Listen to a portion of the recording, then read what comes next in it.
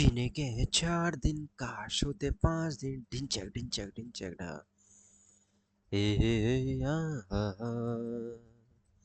सावन की घटा छाई ये देख के दिल झूमा ली प्यार ने अंगड़ाई। स्टेप्स हम लोग कर रहे थे और उसके बाद ये सब डाटा मैनेजमेंट हो गया था। अल्टरनेटिव तक हमने शायद कर लिया था complete. Primary data secondary data भी हो गया था। हाँ, ये रहा, हमने सर्वे मेथड तक कंप्लीट कर लिया था। आज हम लोग स्टार्ट करेंगे कॉन्टैक्ट मेथड से। So hello, welcome to my YouTube channel. जैसा कि हम लोग कंटिन्यू कर रहे हैं, जब तक तोड़ेगा नहीं तब तक छोड़ेगा नहीं। So we are going to start today methods under types of primary data methods है ना। प्राइमरी डेटा में हम लोग कर रहे थे ऑब्जर्वेशन सर्वे, उसके बाद है कॉन्टैक्ट मेथड्स। एक मिनट,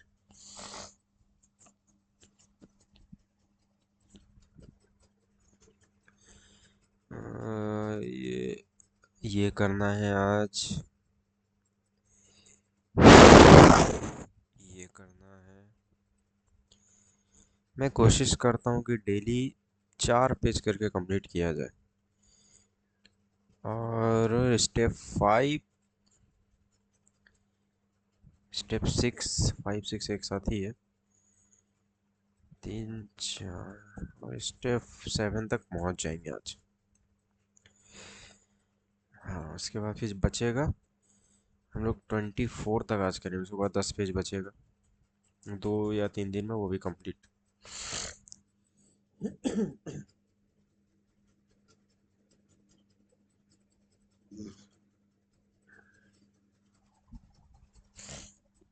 कल के वीडियो में एक ज़रा सा मिस्टेक हो गया था, उसको हम ऐसे उस वीडियो का कमेंट में मेंशन कर दिए हैं, बट फिर भी हम यहाँ पर भी मेंशन कर देते हैं। जो अल्टरनेटिव हाइपोथेसिस था ना, if H0 is rejected sample mean falls in the rejection region, ये सब तो ठीक है, ये सब बोला हुआ है। It means that actual value of population is less than greater than, या इक्वल टू नहीं होगा, यहाँ पर नॉट इक्वल टू होगा। इक्वल टू अगर बोल दिए तो फिर तो H0 ही हो गया, इसलिए not equal to the value stated in null hypothesis. ठीक है, बस ये मिस्टेक हो गया था, ऐसे कमेंट में बोला हुआ है बट हम फिर भी यहाँ पर बोल दिया भाई।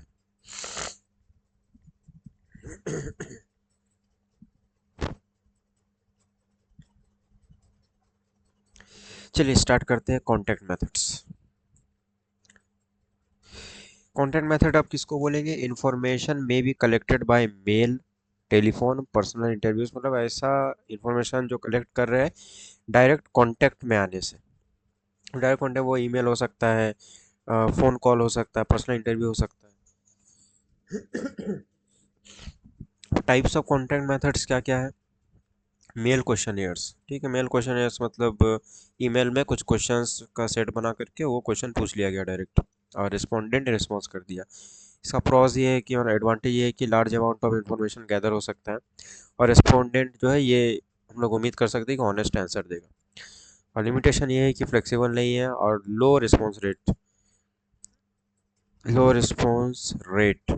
ठीक है। जो रिस्पॉन्स करने का जो स्पीड है वो हो सकता है कि लेस हो, क्योंकि बहुत सारा रिस्पोंडेंट इंटरेस्टेड नहीं हो सकता इसमें। फिर एक फिर एक है टेलीफोनिक इंटरव्यू, ठीक है। टेलीफोन के माध्यम से कॉल पर क्वेश्चन पूछ लिया गया एंड डेटा कलेक्टेड हो गया उससे। थर्ड है पर्सनल इंटरव्यू। पर्सनल इंटरव्यू में अब intercept interviewing allows the researcher to reach people in short time, ठीक है। एक होता है पर्सनल इंटरव्यू, तो पता है मतलब वन पर्सन जब वन पर्सन के पास जाके क्वेश्चन करता है और डेटा कलेक्ट कर रहा था, वो पर्सनल इंटरव्यू हुआ। इसमें एक आ जाता है फिर इंटरसेप्ट इंटरव्यू, जिसका मतलब ये है, एक मिनट, इंटरसेप्ट इंटरव्यू इसका मतलब ये है कि जब अलाउ करता है रिसर्चर को कि पीपल को रीच कर सके कम टाइम में। एक होता है फोकस ग्रुप इंटरव्यूइंग, इसमें 6 8 10 लोग का ग्रुप होता है, वो लोग मिलके डेटा कलेक्ट कर लेते हैं उस ग्रुप में डिस्कशन करके। नेक्स्ट है construction of a researcher tool, मतलब क्वेश्चन एयर का कंस्ट्रक्शन कैसे होगा। एक अच्छा क्वेश्चन एयर में क्या क्या फीचर्स होने चाहिए। क्लोज्ड एंडेड क्वेश्चन एयर, ठीक है। एक मिनट ये फीचर्स नहीं है, ये कॉन्सेप्ट एंड टाइप्स है कि क्या कौन कौन से कंसेप्ट होते हैं क्वेश्चन एयर में, कौन कौन से टाइप्स होते हैं क्वेश्चन एयर का। तो पहला है क्लोज एंडेड क्वेश्चन एयर, ठीक है। दूसरा होता है ओपन एंडेड। थर्ड है कंबाइंड। अब क्लोज एंडेड क्वेश्चन एयर बोलने का मतलब है कि यस नो टाइप, ठीक है। Are you a male, yes और नो, ठीक है। यहाँ पर कुछ भी और फर्दर एक्सप्लेनेशन नहीं है। ओपन एंडेड हो गया कि what do you think about this, ठीक। What do you think about positive impact of coaching on students performance. तो यहाँ पर जो आंसर है यस नो में नहीं होगा, वहाँ पर डिस्क्रिप्टिव आंसर होगा। ठीक है। कंबाइंड मतलब ये दोनों को मिक्स करके कुछ यस नो टाइप, कुछ एक्सप्लेनेशन टाइप। तो थर्ड स्टेप हम लोग का कंप्लीट हो गया। एक बार फिर से चले थे ऊपर। थर्ड स्टेप हम लोग का था रिसर्च इंस्ट्रूमेंट से related tools regarding collection of data. Step 3 हम लोग का कंप्लीट, बहुत अच्छा डिटेल्स में पढ़े हैं। अब स्टेप 4 है सिलेक्टिंग सैंपल्स, कि सैंपल को सिलेक्ट करने की बारी है यहाँ पर। सैम्पलिंग भी स्टैटिस्टिक्स में काफ़ी वास्ट चैप्टर है, बड़ा चैप्टर है, बहुत कुछ इसमें होता है। यहाँ पर जितना ज़रूरी होगा, जितना डिटेल्स में जा सकते हैं उतना डिटेल्स में पढ़ने की कोशिश करेंगे। तो क्या है sample, a sample may be defined as a representative subset, a cross section of the population in miniature. It should human homogeneously represent the entire field. मतलब एक सैंपल जो है, एक सैंपल एक ऐसा डेटा होता है, एक ऐसा रिप्रेजेंटेटिव डेटा होता है जो पूरे पॉपुलेशन को रिफ्लेक्ट कर रहा है, बता रहा है, ठीक है। रिप्रेजेंट कर रहा है पूरे पॉपुलेशन को on the basis of sample. In research the population does not mean only human population, ठीक है। पॉपुलेशन बोलने मतलब सिर्फ ह्यूमन पॉपुलेशन नहीं होता है, सब कुछ आ जाता है। All the times it could be anything, ठीक है। सैंपल में कुछ भी हो सकता है, सिर्फ ह्यूमन पॉपुलेशन नहीं। Population is denoted by N, मतलब कैपिटल एन, और जो सैंपल होता है उसको स्मॉल एन लिखते हैं। फॉर एग्जांपल अगर पॉपुलेशन में म्यू है तो फिर सैंपल वो एक्स बार हो जाएगा, ठीक है। पॉपुलेशन में अगर वो सिग्मा है तो सैंपल में आइदर बड़ा हाथ का एस, कैपिटल एस, या फिर स्मॉल एस आ जाता है, ठीक है। ये सब तरीका है पॉपुलेशन और सैंपल डिफाइन करने का।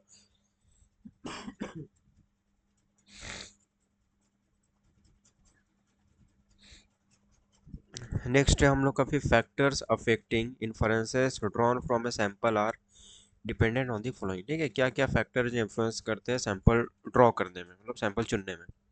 Sample size, variation in population. Sample size मतलब लार्ज सैंपल साइज ज़्यादा एक्यूरेट होगा, ज़्यादा ज़्यादा रिलायबल डेटा होगा। Variation in population, greater variation in population greater uncertainty. जितना ज़्यादा डेटा वेरी करेगा उतना ज़्यादा अनसर्टेनिटी का खतरा रहता है वहाँ पर। फिर आ जाता है टाइप्स ऑफ सैम्पलिंग टेक्निक्स में। ये इंपॉर्टेंट है एग्जाम के पॉइंट ऑफ व्यू से भी कि टाइप्स ऑफ सैम्पलिंग टेक्निक क्या क्या है। पहला जो टाइप होता है प्रोबेबिलिटी या रैंडम सैम्पलिंग, और दूसरा होता है नॉन प्रोबेबिलिटी, यहाँ नीचे नॉन प्रोबेबिलिटी या नॉन रैंडम सैम्पलिंग। प्रोबेबिलिटी या रैंडम सैंपल्स मतलब each person in the population has equal independent and known chances of being selected. Probability या रैंडम सैम्पलिंग मतलब फॉर एग्जांपल ये पॉपुलेशन है, एक क्लास में 10 स्टूडेंट है या 100 स्टूडेंट है, ठीक है। एक क्लास में 100 स्टूडेंट है। अब रैंडम या प्रोबेबिलिटी बोलने का मतलब है कि सबके पास इक्वल चांस है, कि 1/100 चांस, ठीक है। चांस सबके पास है कि वो they get to be selected, वो लोग सिलेक्ट हो सकते हैं। कोई भी बायसनेस नहीं होता, कोई भी कोई क्राइटेरिया कैटेगरी नहीं है, सबके पास इक्वल चांसेस सिलेक्ट होने का। अब टाइप्स क्या होते हैं रैंडम सैम्पलिंग या प्रोबेबिलिटी सैम्पलिंग में, आर एस फॉलोज।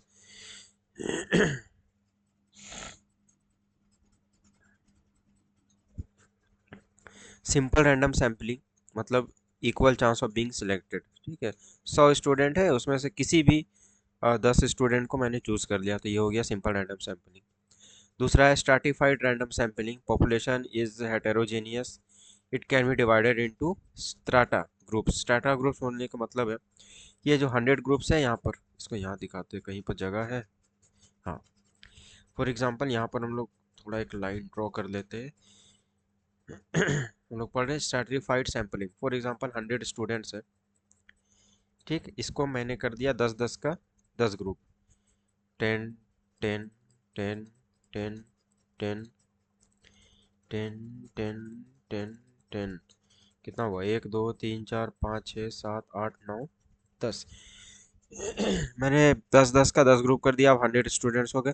अब मैंने हर ग्रुप से एक स्टूडेंट ले लिया, एक एक एक एक एक एक एक एक एक, ठीक है, हर ग्रुप से एक स्टूडेंट ले लिया। इस टाइप का जब सैम्पलिंग करते हैं तब उसको बोला जाता है स्ट्रैटिफाइड रैंडम सैम्पलिंग। ये रहा, ये ग्रुप है, इस ग्रुप से एक लिया, इस ग्रुप से एक लिया, हम लोग का हो गया सैंपल कंप्लीट।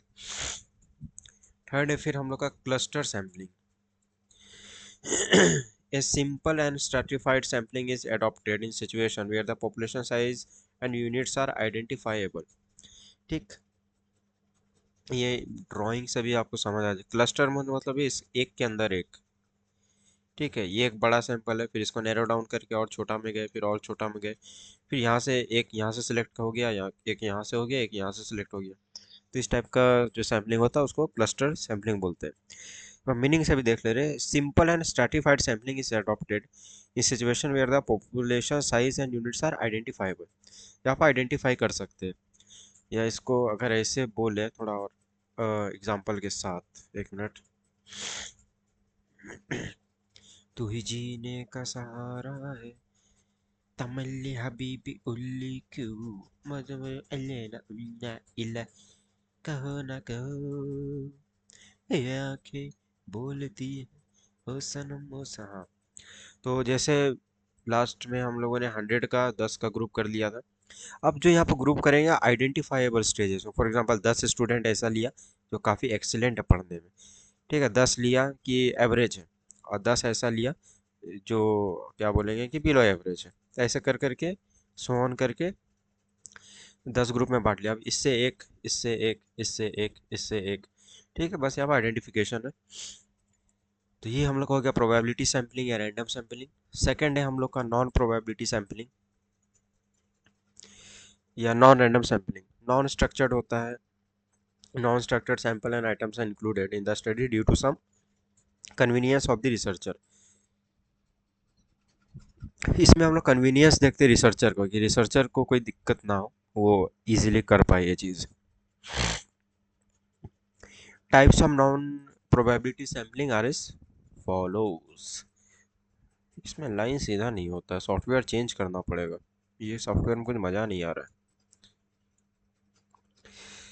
पहला है कन्वीनियंस सैम्पलिंग, ठीक है, researcher selects easiest population members from which to obtain information.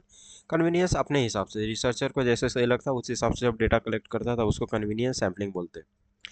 Second है जजमेंट और purposive sampling, researcher use his और her judgement to select population members who are likely to provide accurate information, ठीक।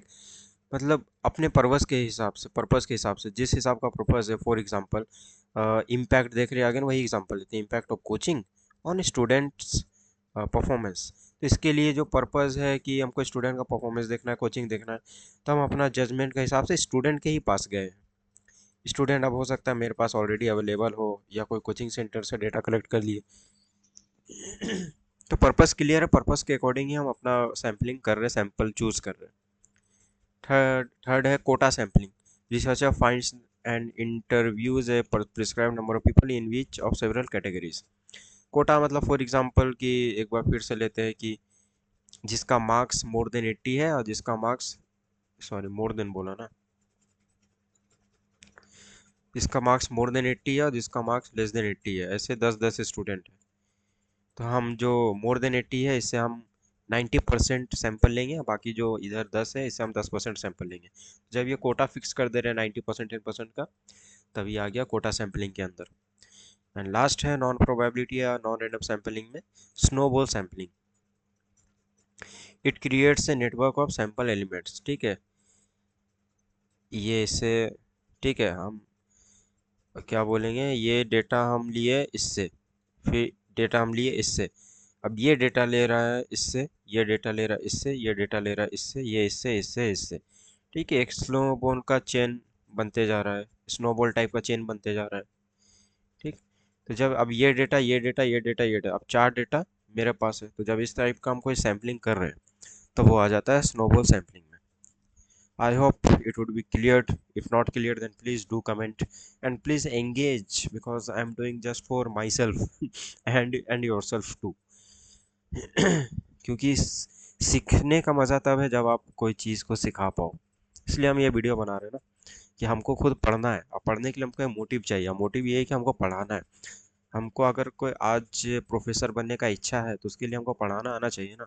हर एक कण में हम कोशिश करते हैं पढ़ाने का, चाहे वो चीज़ हमको आए या नहीं आए, लेकिन हम पढ़ाने की कोशिश करेंगे। गलत सही बात का बात है, कम से कम हम कोशिश तो कर रहे भाई पढ़ाने का। चलिए इसी के साथ हम लोग अब आ जाते हैं स्टेप 5 में, जो कि राइटिंग है रिसर्च प्रपोजल। अब ये है क्या? राइटिंग है research proposal. Research proposal is a document written by a researcher that provides a detailed description of the proposed program। ये कुछ नहीं होता है, एक डॉक्यूमेंट होता है रिटन में, जो रिसर्चर को रास्ता बता रहा है डिटेल में कि जो हम लोग रिसर्च कंडक्ट करने वाले हैं वो कैसे कैसे करने वाले हैं। Outline of entire research process, पूरा रिसर्च प्रोसेस का एक आउटलाइन होता है कि this steps should be taken while conducting research. Step 6 है हम लोग का कलेक्टिंग डेटा। वहाँ पर हम लोगों ने टूल सेलेक्ट कर लिए थे, अब आप फाइनली आ गए कि कैसे डेटा सेलेक्ट करेंगे। अब डेटा सेलेक्ट करने का रास्ता बहुत सारा है, अभी हम लोगों ने डिटेल्स में देखा, observation, personal interview, telephonic interview, question या स्केड्यूल्स। स्केड्यूल का मतलब होता है कंसिस्ट ऑफ रेलिवेंट क्वेश्चंस, मतलब इररेलिवेंट क्वेश्चन जो इंपॉर्टेंट नहीं है उस क्वेश्चन को हटा देंगे, इंपॉर्टेंट क्वेश्चन, नेसेसरी क्वेश्चन ही पूछेंगे। स्टेप 6 भी हम लोग का छोटा था कंप्लीट। ये स्टेप 7 बड़ा है थोड़ा, स्टेप 7 8 थोड़ा काफ़ी बड़ा है, इसको टाइम लगेगा कंप्लीट करने में, टाइम लगेगा टाइम।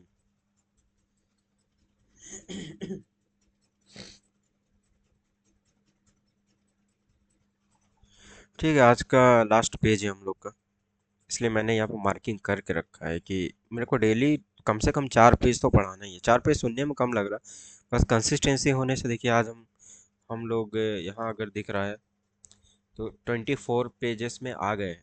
ज़ीरो से स्टार्ट किया था, डेली 4 पेजेस करते करते अगर 24 पेज, मतलब 6 दिन लगा है यहाँ तक आने में, तो कम से कम 6 दिन में यहाँ तक तो पहुँचे। अगर ये नहीं लेते इनिशिएटिव कि ये रिवाइज करना है या पढ़ना है या पढ़ाना है, तो शायद यहाँ तक भी हम नहीं पहुँच पाते। और इससे हमको घंटा फ़र्क पड़ता है कि 0 व्यूज़ आए, 0 लाइक आए, बट अगर लाइक व्यूज़ आता है तो ये मेरे लिए मोटिवेटिंग होगा, आपके लिए बेनिफिशियल तो होगा ही होगा। स्टेप 7 है हम लोग का प्रोसेसिंग एंड एनालाइजिंग डेटा, ठीक। प्रोसेस एनालिसिस ऑफ डेटा, ये डेटा एनालिसिस, डेटा मेथोडोलॉजी, तो ये काफ़ी क्रूशियल पार्ट है, क्योंकि यहीं से हम लोग का रिजल्ट निकलेगा ना, यहीं से कंक्लूजन निकलेगा, रिकमेंडेशन निकलेगा। तो सबसे इम्पोर्टेंट, इसको यहाँ लिख भी सकते हैं कि most important part,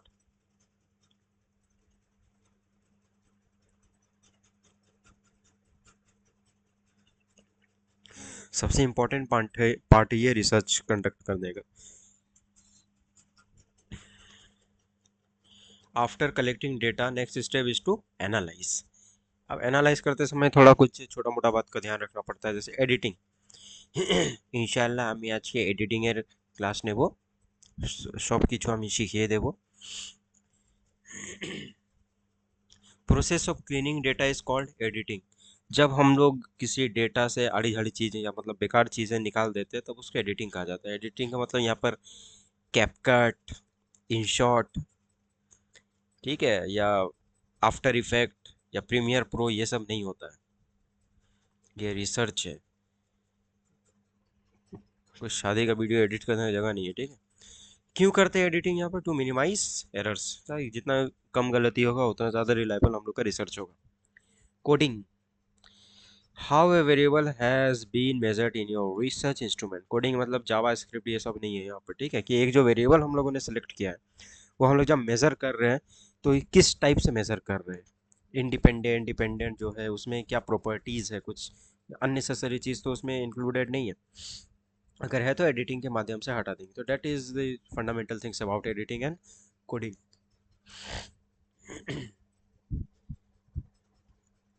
research biases. अब रिसर्च करते समय कुछ ना कुछ बायस तो होगा ही भाई, ठीक है। रिसर्चर का मन में तो आएगा कि काश ये, ओ गॉड, एक बार दिला दे। मैं एक बार तो अपने ही मन के हिसाब से रिजल्ट दिला दे, तो ये नहीं होना चाहिए। जो रिजल्ट शुरू हो रहा है, जो रिजल्ट शो कर रहा है वही शो करना चाहिए। तो क्या क्या रिसर्च से रिलेटेड बायसेस हो सकते हैं, पक्षपात हो सकते हैं। एक्सटर्नल इन्फ्लुएंस, बाहरी कुछ इन्फ्लुएंस, रिसर्चर का मन से बाहर कोई इन्फ्लुएंस है, ठीक है, वो डेटा वेरिएबल इंस्ट्रूमेंट्स कुछ भी हो सकता है। पर्सनल बायस, रिसर्चर का अपना खुद का बायस आंसर निकालने का। ऑब्जर्वर बायस, जो ऑब्जर्वर है, जो ऑब्जर्व कर रहा है उसका बायस हो सकता है। Expectancy bias, expectation oriented by the researcher, researcher सोच के रखा है कि उसका आंसर एक यही पर्टिकुलर फॉर्म में आएगा और वो नहीं आता है और वो लाना चाहता है उस फॉर्म में, तो वो एक्सपेक्टेंसी बायस हो जाएगा। प्लेसबो बायस, ये थोड़ा अजीब है इसलिए इसको पढ़ना ज़रूरी है। प्लेसबो बायस बोलने का मतलब क्या है? When people strongly want to believe a treatment is successful. जब कोई पीपल है या लोग हैं वो स्ट्रांगली चाहते हैं कि एक ट्रीटमेंट सक्सेसफुल हो जाए, माने एक रिसर्च है वो पता नहीं रिलायबल है कि नहीं, वैलिड है कि नहीं, बट वो काम कर गया, ठीक, वो डेटा काम कर गया या उससे का जो फाइंडिंग्स वो काम कर गया। हालांकि वो रिलायबल है कि नहीं, वैलिड है कि नहीं, इसके बारे में ठोस पता नहीं है, लेकिन काम चल जा रहा है उससे, तब उसको प्लेसबो बायस बोलते हैं। तो अगेन ये भी नहीं होना चाहिए, होना एक भी नहीं होना चाहिए। और लास्ट टॉपिक आज का हम लोग का क्लासिफिकेशन ऑफ डेटा, ठीक है। फंडामेंटल थिंग्स है कि सिंपल क्लासिफिकेशन मतलब one attribute, for example one attribute बोलने का मतलब है एज, यस, नो, तो ये एक एट्रीब्यूट है। मैनीफोल्ड मतलब मल्टीपल एट्रीब्यूट्स, ठीक है। जैसे आ गया इसमें एज के साथ जेंडर, ठीक है, जेंडर के साथ ऑक्यूपेशन, ठीक है, एक से ज़्यादा एट्रीब्यूट है। That is known as manifold classification. तो थैंक यू, आज बस यहीं तक। कल हम लोग करेंगे classification according to class intervals, analysis of data, काफ़ी बड़ा पार्ट है। तो आज भी हम लोगों ने कंसिस्टेंटली 4 पेजेस बढ़िया सा पढ़ाई किया है। लाइक सब्सक्राइब शेयर कमेंट करना भाई। Okay, thank you so much, see you soon in the next video.